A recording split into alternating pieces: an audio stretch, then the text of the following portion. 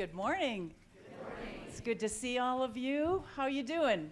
Great. Great. Okay, so we have a song, another song. It's a music morning. And this is in honor of Pride Month. And I recruited Steffi to play along on this one.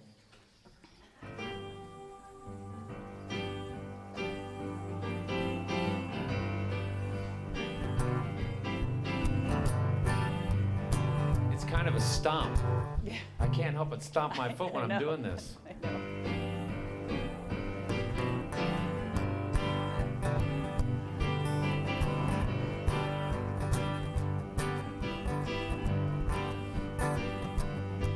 For all the small people and all the tall people, for the dispossessed and the absurd,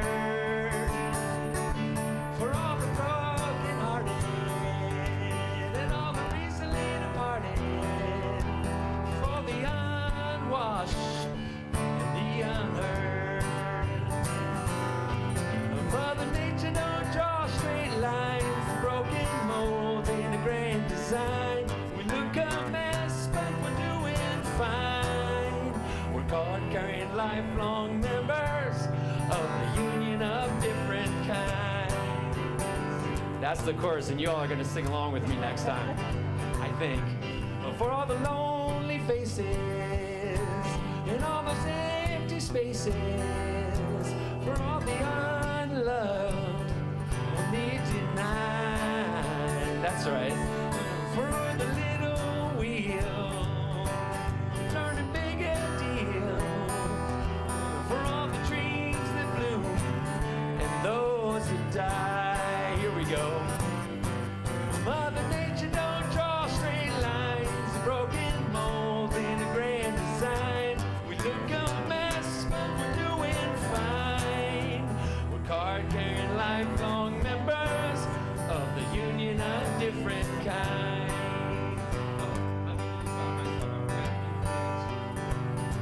It's why the oak tree bends in the wind that blows, my friend, and the river finds its end in the sea.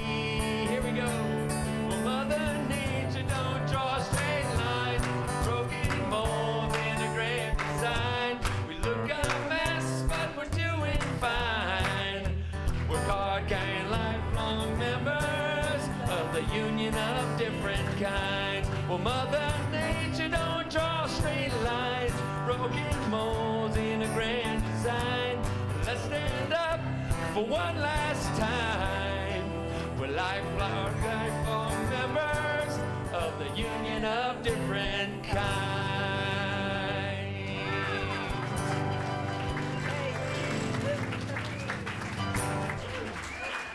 Oh, isn't that a great song? I just asked Clay and Jackson, I said, would you like to play a video? And all of a sudden, like, Jackson's, no, they said no. I'm learning a new song. Clay's working on slides. It's a great song. And go ahead. Put Steffi on the spot. She learned Steph- that in about 2 minutes. Come on. Thank you, Steffi. It's a great movie, too. It's called Fisherman's Friends. And my husband found it, and so we can thank him for it. It just really brought us great joy, and it fits so much with Pride Month. So happy Pride Month. I overheard my husband, speaking of my John, saying to someone recently, I don't have to make anything happen. I just have to welcome it in. And I thought, oh, that sounds so good. You know, we know in here that we're not supposed to make things happen. We're just supposed to let them in. But the word welcome it's just a beautiful word. Welcome him in. So I've been kind of playing with that myself. It really got my attention. And that's really all we have to do is welcome life in. It's already here. It's all here. What are we doing? Anyway, I'd like to talk about a weekend that I had of welcoming life in. It's happened some time ago, and I decided to go to a women's conference that I had heard about for years. It was taking place in Vail, and the Mile High Church was putting it on. And we had inherited one of their practitioners at the time, and she just kept raving about it, and I couldn't fit it in my schedule, and finally I did. And I thought, well, this is a great way that I get to see my son, who is also my oldest. Nick was in Vail at the time. And I decided to take the youngest one, who was 12 at the time, so that we could, have a little family reunion, and he could see snow because he was born in Florida and had not experienced snow. So this was, and then when I was at the conference, I had a free babysitter too, so that they could reconnect because there was quite an age difference there. I had no idea what to expect. It turns out it was a lovely group of women from their community, and it was members, it was friends, it was practitioners, and there was 2 or 3 of us ministers. And they gave us a special introduction, which, made me feel good because I didn't know anybody there. And, I had gone ready to be fed. Do you ever just go somewhere you just want to sit in the chair and do nothing? Just soak it in. Well, that was my intention. I had, I needed a break from my life. And so I went the first day. The first day was good. The second day, they have a speaker come up, and she's talking about how she had this experience of breaking a board. And it was a very interesting story. And then the facilitator asked her to tell about the actual, explain the technique of what you did to break this board. And so she's going on, and that was really nice to know. And before you know it, they're pulling out a piece of wood, and I'm thinking, oh, she's going to demonstrate, or, she's talking about the wood, what kind of wood it was. It was a well-prepared wood and all this stuff. And I'm thinking, wow, this is interesting, but, where are we going with this? Because we're spending a lot of time on this. And so I start, asking questions, and I'm thinking, well, maybe they'll have her demonstrate, or maybe they'll just have a few people demonstrate. Well, it became shortly clear when they started bringing in all this wood that they intended us all to break a board. And I was thinking, oh my God, I got to do something. Oh. And the pressure was on because I was already introduced as a minister, so you gotta do it. You got to do it right, and you got to do it the first time. And I couldn't slip out of the room. So anyway, the room was shortly filled with women breaking boards left and right, and I'm just kind of watching it. We're in small groups. There's women in my group. They're just going right for it. And, I'm kind of a hang-back person, especially in new experiences. And I'm thinking, wow, I just really got to pull myself together. And it's one of those situations where you got to pull it together. You got to give it all you got, and you got to focus, and you just got to do it. And so I was lucky that the other women in my group were coaching me, and I did it. Yay. Whew. Yeah, one shot. That was a relief because, that would not have looked good. The minister couldn't do it in one shot. Everybody else was. So it turns out that they did prepare us quite well, and the wood was amenable, I would say. It wasn't like a solid wood, but it still had something to it. I'm not going to say it was paper thin. You had to do it just right. And so when I focused on the right things, I kind of surprised myself. It was rather easy. I was like, wow, that's something. That's a trophy. I always wanted one of my brother's trophies. That's a trophy for me. So the name of the conference was The Heroine's Journey. So when I said yes to the heroine's journey, I didn't really realize that what I was getting myself into. Well, it didn't stop there, because after a couple days at the conference, I had a chance to go skiing with my sons. Now, Joseph, the youngest, had never seen snow. We got there, and he, we put the ski boots on him, and he was like, I'm not wearing these.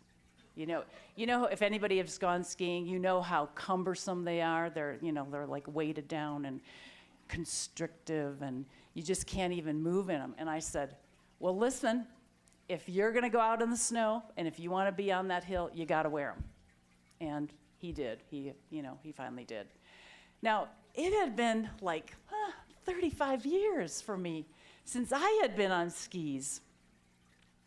So I'm thinking, I skied in high school, I had a PE skiing credit in college, but that was a long time ago. And I came really close to chickening out myself. And that morning, I woke up kind of stiff from sleeping on an air mattress, and I had a good out, but then I thought, you're going to be so disappointed if the mountains were calling. You're going to be so disappointed if you don't take advantage of this situation. And I remembered my yoga teacher saying, you're as young as your back is flexible.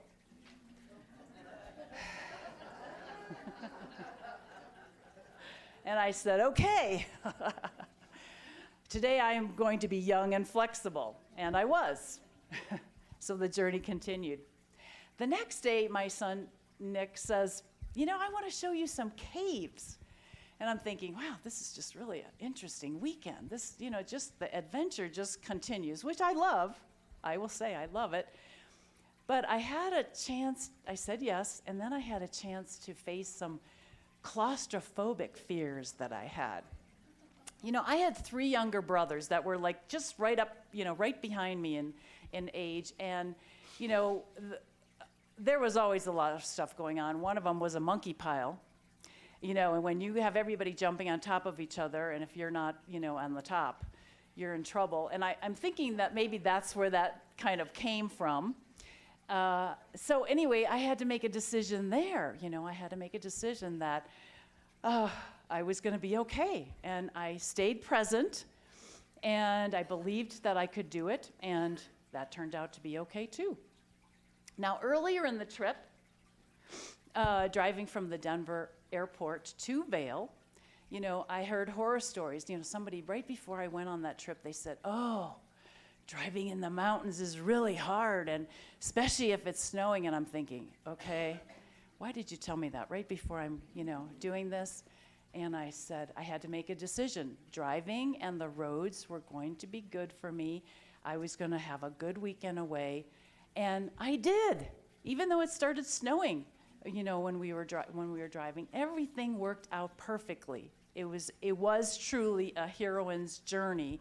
And I had to go home after that and rest. I went for a rest, but I had to go home to rest.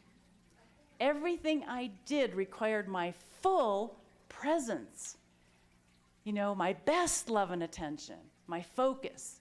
The mountains had been calling me, and Spirit created many, many different ways for me to face myself, to face my fears, to face that part of me that felt less than. It created all these different ways for me to know myself as Spirit, to know myself as God, to know myself as more. I was facing old fears that I even carried with me into the future. I wasn't that same person anymore. So there were so many healings in one weekend. It was just mind-blowing. And I could have easily gone through the weekend without really seeing the depth of what happened there. So it was just truly a blessing. And I could not have done it without my spiritual practices. My spiritual practices, I give them credit for, preparing me for such a thing. And, a prepared mind can do great things. I fully expected I was going to have a great weekend, and I did. And from there on, I got to experience myself from a greater frame of reference. So what are we missing in our lives? What if we lived like that all the time, being, curious, asking questions, seeing that heaven is right here, seeing that perfection exists, that we are perfection, that it's already here, welcoming it in. How would life be living like that? It's easy to see when you take a look how much energy that is going in the wrong places, how much wasted energy. What kind of results could we have in our life if we were more focused and doing things from a greater place of, a greater consciousness? It could be life could be a lot easier. I know I've made things some pretty hard along the way, Just because you like work doesn't mean doesn't have to be difficult.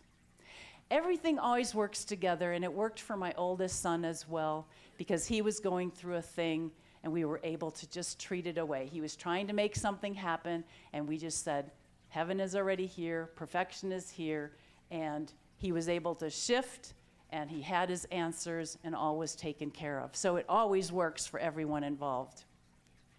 So I have a quote from Ernest Holmes, and I'm probably in its way. Those who dare to fling their thoughts out into the universal intelligence with the assurance to realize their divine nature and its relation to the universe, and dare to claim all there is, will find an everlasting, ever creative good at hand to aid them. God will honor their requests. To the soul that knows its own divinity, all else must gravitate. Let us then enlarge our thought processes and dare to think in universal terms. Let us dare to believe that every constructive word is invincible. Do you like that? Good stuff. Good stuff. Thank you, Ernest. So we are welcoming life in here at the center, aren't we?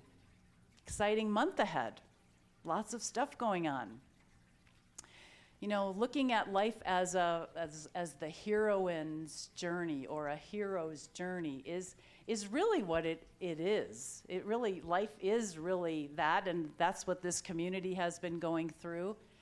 And I have to tell you that my journey in the ministry started almost 30 years ago. I was a newbie, and I had no clue what I was getting myself into. I didn't even know, I don't even think I knew how to talk. I mean, I knew how to talk. I didn't know how to public speak. My husband had to help me write get me started on writing my first talk. So what I did have, though, was I had passion. I had passion for this teaching. I believed in the principles. I used them. I proved them in my own life. I knew what this was about. And I was young enough to have the energy to take on a community. So, I had people around me that supported me, that welcomed me in as a new person. Of course, they wanted the person that was retiring to stay forever. And that wasn't going to happen, so they had to do something else. They were skeptical at first, but they soon learned that I was the real deal. I could learn, and that I would stand by them and be there through thick and thin. And that's what counted. I was there for 25 years. Now, I did not do that alone. Obviously, Spirit was with me the whole time, planned the whole thing out. But I also had a very special partner by my side. John I had met him 4 years prior to becoming a minister. And he's a wonderful guy because I let God pick him. Admittedly, I was not so good at picking. Yeah, I was not so good at picking. And this time, I let him come to me. And it made all the difference. Now, I'm saying this because I know that you will be voting the next time I come at the end of July. Some of you will be voting. The members will be voting for your new minister. And I also say this because some of you are thinking, I didn't have a choice. Let me tell you, there is no choice that we can make that God can't make a better choice. God knows things, the universe knows things, intelligence knows things that we do not know, that we are not privy to that information. And so we must trust that what is happening is divine and that it is good. And I can't emphasize enough that you follow your hearts and that you welcome in this new beautiful player, because they're ready just like I was ready, and together you will do great things.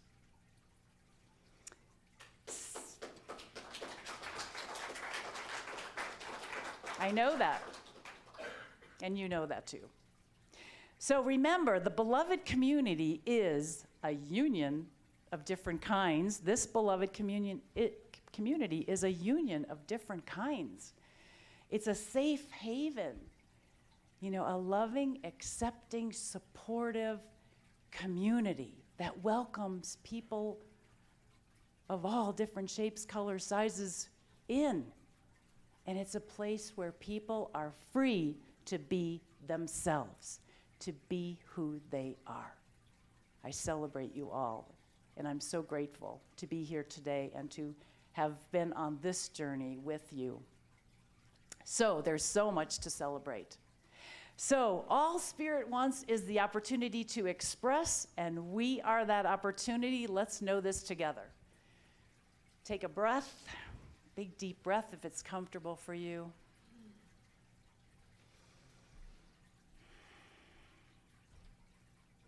And we just enjoy this moment together.